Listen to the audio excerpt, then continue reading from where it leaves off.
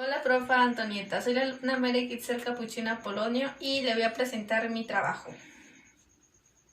La construcción narrativa. Características de los textos narrativos de la Edad Media. Se puede clasificar en dos partes.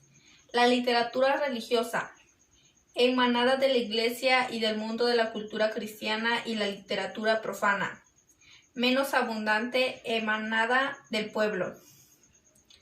Presentó un predominio absoluto de los valores cristianos en sus distintas formas, desde la lírica hasta la narrativa. Esto implica en algunas ocasiones una referencia directa a Cristo o al Evangelio, o a veces una simbología más o menos encubierta, en la cual muchas veces se cristianizó el imaginario tradicional de los pueblos celtas, germánicos y anglosajones. Abundan los textos anónimos, especialmente en la literatura profana, con diversas versiones provenientes de la tradición oral, plural. A menudo esto se debe a las dinámicas de censura eclesiástica o fiscalización que había sobre los textos. Sus autores conocidos fueron padres eclesiásticos, monjas o sacerdotes, en cuyas obras se indagaban conceptos de teología, filosofía, liturgia, o se hacían críticas a la propia Iglesia.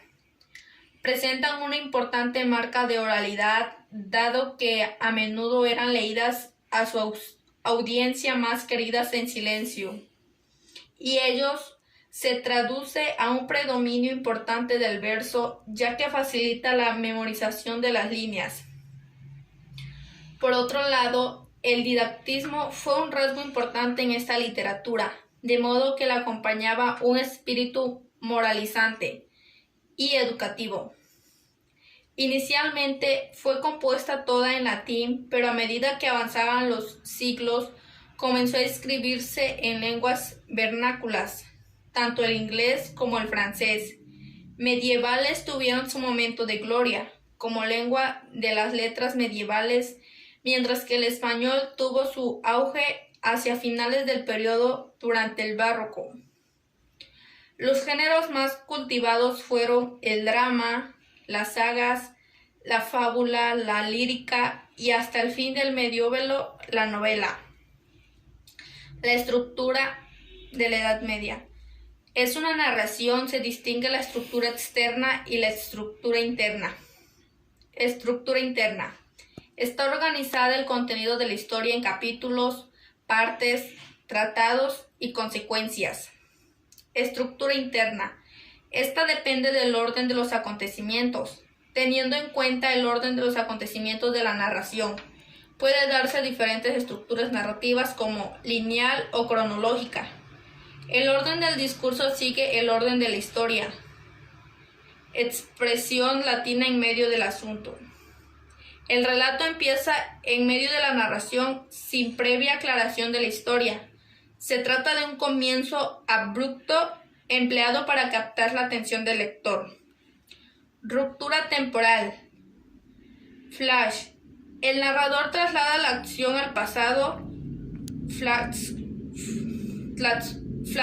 forward. El narrador anticipa acciones, se adelanta en el tiempo. Contrapunto.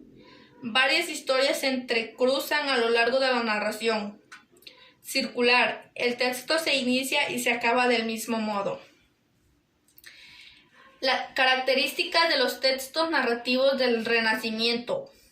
La literatura renacista se caracterizó por enfatizar temas como amor, naturaleza y mitología. Amor.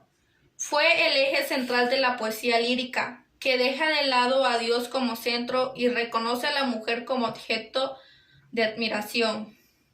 Naturaleza. Fue idealizada por su gran belleza y por los sentimientos que generaba su gran magnitud y perfección. Mitología. Fue un tema reiterativo a través de los personajes más destacados de la antigua Grecia. Estructura. Los elementos que intervienen en una narración son los siguientes: La historia que se encuentra en la narración, el conjunto de acontecimientos que viven los personajes en un marco espacio-temporal, y el discurso, la manera que adopta el narrador para ordenar esos acontecimientos. La estructura es la disposición del material narrativo. Conviene distinguir la estructura externa de la interna. La externa es la distribución formal en que se presenta la narración, capítulos, secuencias, tratados, cartas y diarios. Y la interna, el modo en que se ha ordenado el material narrativo, puede ser lineal, cuando la acción sigue el orden normal de introducción o planteamiento, nudo o desarrollo y conclusión o desenlace. Bueno, esto sería todo de la información.